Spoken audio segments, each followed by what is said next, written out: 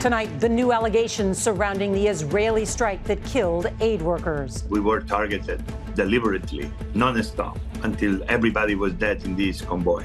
Strong words from philanthropist and chef Jose Andres, accusing Israel of purposely killing 7 World Central Kitchen team members. This looks like it's not a war against terrorism anymore. Seems this is a war against humanity itself. The growing outrage as we learn about the victims, including an American citizen. The CBS Evening News starts now.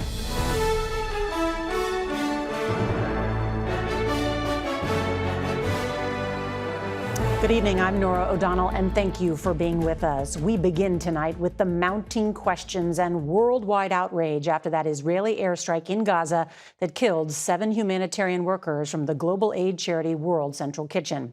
New tonight, the group's founder, Chef Jose Andres, is speaking out with a scathing rebuke of Israel's, quote, indiscriminate killing of civilians, urging officials to begin the long journey to peace. Andres is also accusing the Israeli military of knowing of the aid group's movements in the region and then targeting the 3-car convoy, in his words, systematically, car by car. We're also learning more about the victims, including 33-year-old Jacob Flickinger, a dual U.S.-Canadian citizen. The American father was reportedly planning to leave Gaza at the end of the week. An Israeli military spokesperson called the killings a grave mistake and said the convoy of 3 vehicles was wrongly identified as hostile targets. We get more now from CBS's Holly Williams. So this was not just a bad luck situation where, we dropped the bomb in the wrong place. The 7 World Central Kitchen aid workers killed by Israel's military in Gaza were targeted systematically, car by car, according to the group's founder, the award-winning Spanish-American chef Jose Andres. Speaking on Israeli television, he broke down. I've been in Gaza myself. I met, and some of the people that died were my friends, and I served with them. The bodies of the 6 foreign team members were transported out of Gaza today. World Central Kitchen has identified one of them as Jacob Flickinger, a 33-year-old dual US-Canadian citizen. Israel's military has vowed to investigate what it called a, quote, grave mistake. It was a mistake that followed a misidentification at night during a war in a very complex conditions. That suggests the aid workers were mistaken for militants. But World Central Kitchen says it was coordinating its movements with the Israeli military. Andres says his team tried to call the military even as they came under fire, with team members moving from the first car after it was hit to the second, which was also hit, and then the third, leaving all 7 dead. All 3 cars appear to have been targeted with precision strikes. CBS News has geolocated the wreckage to positions several hundred yards apart. President Biden said yesterday he's outraged by the deaths of the aid workers, and US relations with Israel appear increasingly strained. But he didn't answer this question today from CBS News' Weijia Jiang. Accountable for the World Central Kitchen strike, Mr. President. It's not just World Central Kitchen that suspended its operations in Gaza. Another American non-profit, ANERA, says it's also pausing its work there. And the United Nations says it's temporarily suspended its movements at night. Nora. So much aid not getting to the people there. Holly Williams, thank you. Well, we learned today that President Biden will speak to Israeli Prime Minister Benjamin Netanyahu tomorrow. It is their first phone call since the horrific IDF airstrike on those aid workers. CBS's Nancy Cordes joins us now from the White House. And Nancy, what can you tell us about what's going to happen in this phone call tomorrow? Well, Nora, President Biden just said last night that Israel has not done enough to protect aid workers like the ones from World Central Kitchen. There is deep frustration here about what the White House sees as a lack of coordination by the IDF. And the president is expected to convey that frustration and anger tomorrow. Beyond that, the U.S. has been very publicly, Nora, trying to talk Netanyahu out of a full-scale invasion of the city of Rafah. Officials here have been proposing alternatives, so that is sure to come up as well. And Nancy, the administration has used the word unacceptable, outrage to describe these airstrikes against those aid workers, but there haven't been any consequences. Why not? Not only have there been no consequences, the U.S. is actually preparing to send more weaponry to Israel, including 2,000-pound bombs, possibly fighter jets as well. White House officials tell us there are no plans to cut off aid because Israel is still the closest U.S. ally in the region and because the security of Israel has been a top U.S. priority for decades. Now, we are seeing rising anger in Congress, particularly from the left after this latest tragedy, Nora. So could that make it harder to get Congress to approve aid to Israel in the future? Absolutely. Nancy Cordes at the White House. Thank you. A massive search and rescue effort is underway in Taiwan following its most powerful earthquake in 25 years. The magnitude 7.4 quake hit during the morning rush hour. At least 9 people are dead, with about 1,000 people injured. Dozens more are trapped by debris. CBS's Imtiaz Tayeb has the late-breaking developments. The moment the earthquake struck was captured as a morning show was live on air, shaking heavy studio lights as panic jolted through the newsroom. Rush hour commuters were also caught off guard by the 7.4 magnitude quake. So too were passengers in this packed subway car. It was definitely a shock when it happened. Yoli Seb-Young is originally from California. We were actually sleeping. And we were definitely woken up by it because the whole room was shaking. We tried to find somewhere to hide under a table. The epicenter of the quake was near the eastern city of Hualien, where the shaking was so intense, some buildings crashed to the ground. Across Taiwan, dozens of other buildings have also been badly damaged, as some of the smallest survivors had to be carefully rescued. Elsewhere, hundreds remain trapped in badly damaged mines and on roads that have been cut off, thanks largely to landslides, which have also blocked a number of tunnels. Taiwan is no stranger to powerful earthquakes, but the public is kept informed via TV and cell phone messages, and school drills saw some children put on protective head coverings as they waited for the all clear. And while this quake isn't as devastating as the last major one before it, the destruction it's caused is clear. Imtiaz Tayeb, CBS News, London. Tonight, more than 40 million Americans are still in the path of dangerous weather, from tornadoes to flooding. The storm system that started in California on Saturday is now in the Northeast. CBS's Dave Malkoff reports from the Heartland, where residents are still picking up the pieces. This is what the inside of an EF1 tornado looks like. Ethan Williams' dashcam captured the moment when high winds spun his car around and flipped over another vehicle.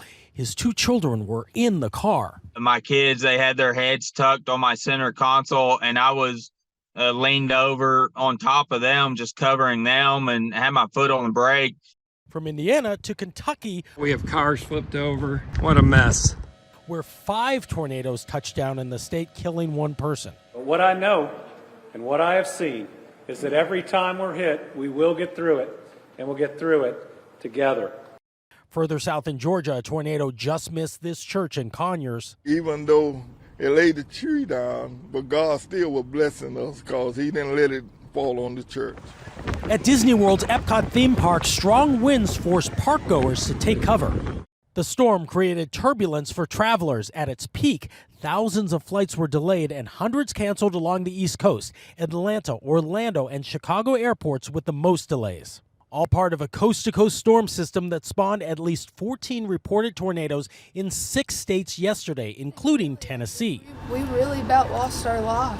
In the town of Sunbright, Alexis Hamby feels lucky her family is alive after a possible tornado hit their home. Our neighbor grabbed all 4 of us and pulled us in his basement door. I mean, like a real-life superhero. The first time these next-door neighbor families met each other was during that mid-tornado rescue. And Nora, it is raining on and off here. That's not so great when some homes don't have a roof. Oh my goodness, Dave Malkoff, thank you so much for being there.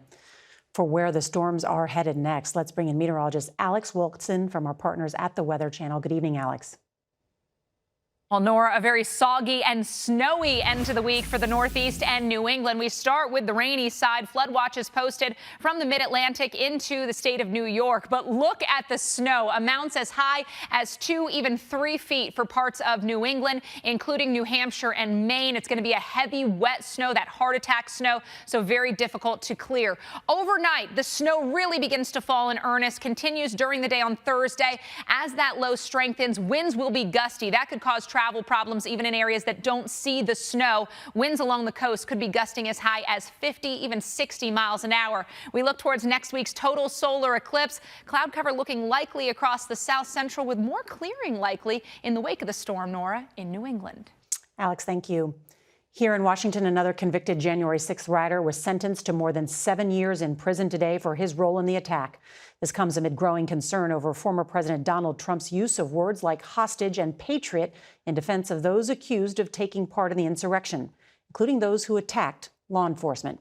CBS's Scott McFarland has more from Capitol Hill. As Donald Trump increasingly champions January 6 defendants, they're the J6 hostages, I call them, and talks of issuing pardons for the attackers of the Capitol. A CBS News review of 3 years of January 6 criminal cases shows nearly 500 of the defendants are now accused of assaulting police, more than 120 of doing so with dangerous or deadly weapons. And we found those held in the January 6th wing of the Washington, D.C. jail, which has also been mentioned by Trump, include Jonathan Pollock, a Florida man who's pleaded not guilty, accused of punching and dragging an officer down the steps. And it recently housed Brian Mock of Minnesota, convicted of 4 assaults against police, including this one. Trump argues the defendants are persecuted and unfairly treated hostages. They're put in jail for extended periods of time. You told the judge the other day it's like a dagger when you hear the term hostages for Jan 6 defendants. And the reason being is because it's triggering. Former Capitol Police Sergeant Aquilino Gonell says the hostage rhetoric adopted by some Trump allies disrespects police and could incite more violence. Homeland Security analysts are concerned, too. Rhetoric that encourages a misperception of what violent extremism is only going to encourage more violence and ultimately put the American people at greater risk. There are now more than 1,300 total January 6 defendants, including a Texas man allegedly aligned with the Proud Boys arrested today. And Nora, there are more trials to come, including one the week of the Republican National Convention and more straight through Election Day. Scott McFarland, thank you. Tonight, the largest egg producer in the U.S. says some of its chickens have tested positive for bird flu at a Texas plant. The highly contagious virus has also been detected at the biggest poultry farm in Michigan. CBS' Omar Villafranca reports from Plano, Texas, on what this could mean for food prices at the grocery store. The bird flu outbreak forced egg producer Cal-Maine to stop production and cull nearly 2 million chickens at its plant in Palmer County, Texas.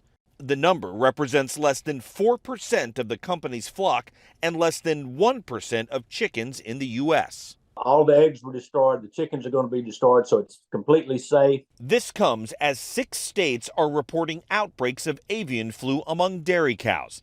This week, a Texas dairy worker had pink eye after testing positive for the virus, becoming only the second known human case in the U.S. Texas Agriculture Commissioner Sid Miller says there's no reason for people to be alarmed. The good news is this is carried by migratory waterfowl. It's migratory season, but we're on the tail end of it. Despite the outbreaks, Texas A&M agricultural economist David Anderson says prices should remain the same. Less than 1% in the egg-laying chickens, that's not a lot of effect on kind of the broad market that folks are going to notice at the store. We have plenty of milk production. I don't expect to see much effect of this for us consumers either. You can't get bird flu from eating thoroughly cooked poultry or eggs, according to the USDA, who also advises people wash their hands after handling raw meat and eggs. The message to the consumer is, just go about business as usual. No spike in prices in either egg prices or dairy products. It's completely safe. Anderson says the price of a dozen eggs is actually down about $1 compared to last year, and that egg production is up, so consumers shouldn't have to worry about their morning omelet. Nora? Got it. You heard the rules. Wash your hands. Omar Villafranca, thank you. The FAA is investigating a close call between a Southwest plane and a control tower at a major airport. That's next. The FAA is investigating a terrifying incident at New York's LaGuardia Airport where a Southwest Airlines jet with more than 150 people on board may have flown dangerously close to a control tower. Go around, so around the heading, climb maintain 2000, climb maintain 2000. The flight was trying to land in bad weather last month and came possibly as close as 67 feet from hitting the top of the control tower.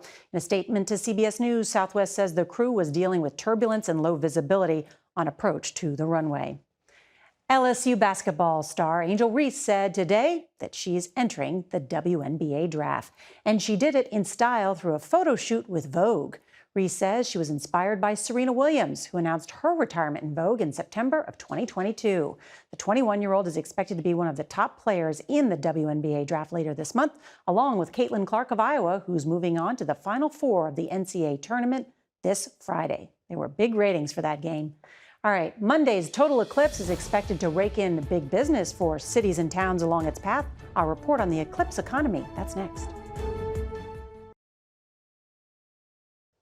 The countdown is on for Monday's total eclipse of the sun. The most dramatic show is expected to be in cities and towns along the path of totality through more than a dozen states, where many business owners are looking to cash in on the celestial event. Here's CBS's Janet Shamlian. In the scenic Texas Hill Country, Kerrville is preparing for its moment in the sun, the blocked sun. How ready is Kerrville? Absolutely ready. We've been getting ready for 2 years. Mayor Judy Eichner says a city of about 25,000 could swell to as many as 100,000, prompting a change usually reserved for hurricane evacuations. We will have one-way traffic right up here along this bridge. So you're changing the traffic flow Yes. of the city? Absolutely. Kerrville will have one of the nation's longest views of the moon obscuring the sun at 4 minutes 25 seconds. And the clock is ticking for businesses. I got a chicken fried chicken, gravy all over. At Billie Jean's restaurant, owner Crystal Smith doubled many of her food orders. And you'll go through most of this? Yes, we'll definitely go through most of this, yes. Calls for reservations coming in as far away as Germany. Nationwide, spending on the eclipse, like dining and travel, is expected to top $1.6 billion. This coveted tract of land has been turned into a campsite and long been sold out, some traveling extreme distances. We've got visitors from New Zealand, Israel, Finland, Germany, Great Britain. That travel expense a high cost for a priceless experience.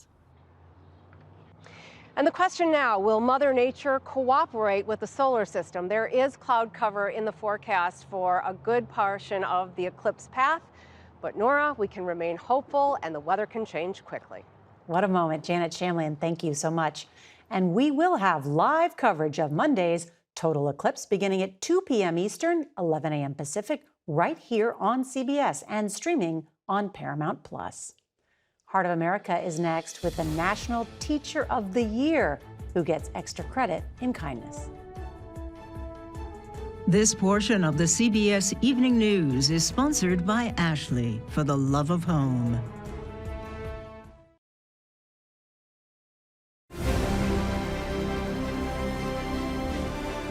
Finally, tonight's Heart of America, meet the 2024 National Teacher of the Year, Missy Testerman. Testerman has been molding young minds for more than 30 years as an elementary teacher at Rogersville City Schools in East Tennessee. She currently teaches English as a second language for kindergarten through 8th grade. The news was announced on CBS Mornings, where Testerman spoke about what this prestigious award means to her. There are 3.5 million teachers in this country, so to be named as the teacher who gets to advocate for our teachers and our students is just an incredible honor. First Lady Dr. Jill Biden, who has spent decades as an educator, surprised Testerman in person. And then she announced the first ever Teachers of the Year state dinner at the White House. That's on May 1st. Missy Testerman and all of our teachers, tonight's Heart of America. And that is tonight's CBS Evening News. I'm Nora O'Donnell. Good night.